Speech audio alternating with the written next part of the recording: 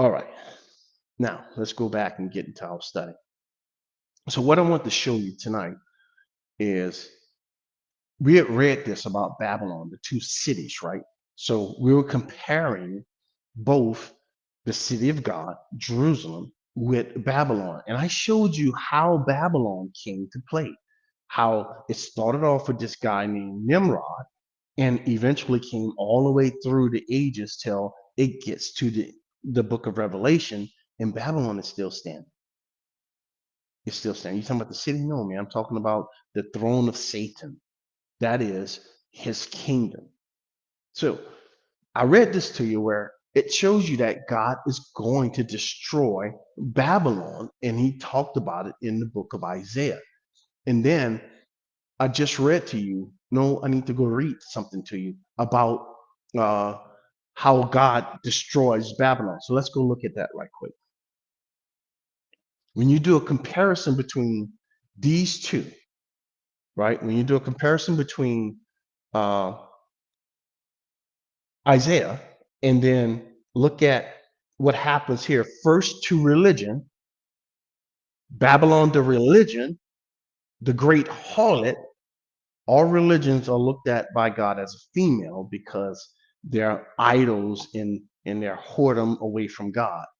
Then one of the seven angels who had the seven bowls came talked with me saying, come, I will show you the judgment of the great harlot who sits on many waters. Waters in Revelation represents people, with whom the kings of the earth committed fornication. How? Because they went away from the one true God. And the inhabitants of the earth were made drunk. That is, they were deceived with the wine of her fornication. What is the wine? It's religion. The wine is the deceptive, false doctrine. That's what we read over in this church. It was false doctrine that was getting people off track and keeping people from salvation. So he carried me away in the spirit into the wilderness. The wilderness represents all the nations. And I saw a woman. He seen religion. Remember I read to you about Zechariah. He seen Babylon. What was the name of the woman?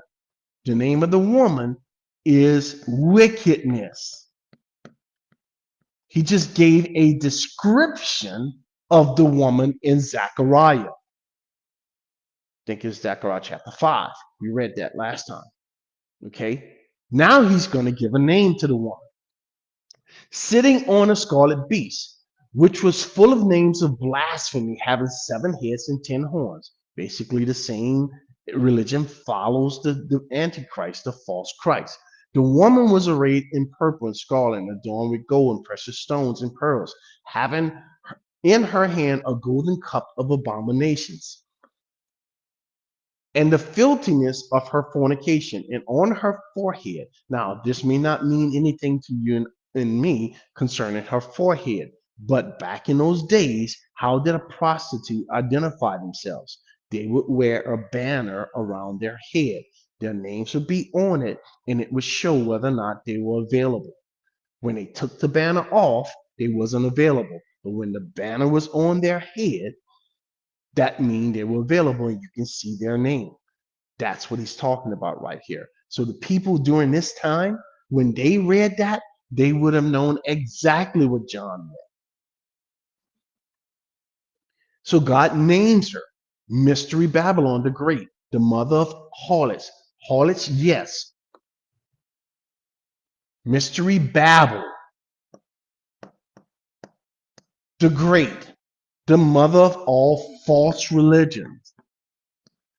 When God scattered the people at the Tower of Babel, what did he change? Did he change their religion? No, he simply changed their language.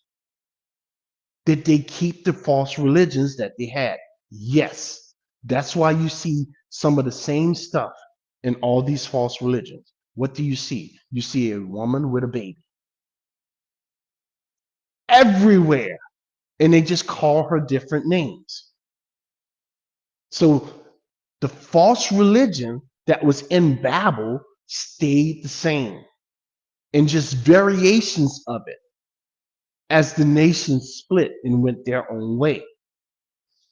And abominations of the earth, that is the conversion of, or the entrapment of people into worshiping idols. So Babel, false religion, started at the Tower of Babel. Babel became Babylon. I saw the woman drunk with the blood of the saints. All false religions kill the saints. It's not just some denomination or anything like that. You just go throughout all history. Cain didn't have a denomination, friends, but he killed a saint. He was part of this group. All right. So I know what some people are going to say. Oh, the Muslims killed a bunch of Christians. Oh, the Catholics killed a bunch of Christians. Oh, this religion killed a bunch of Christians. Forget that. Forget that. The world, the evil system, Babylon, kills the saints. It doesn't matter who he uses to do it. That's what God is saying. And with the blood of the martyrs of Jesus, when I saw her, he marveled in great amazement. So watch. He goes on, and then he says, look,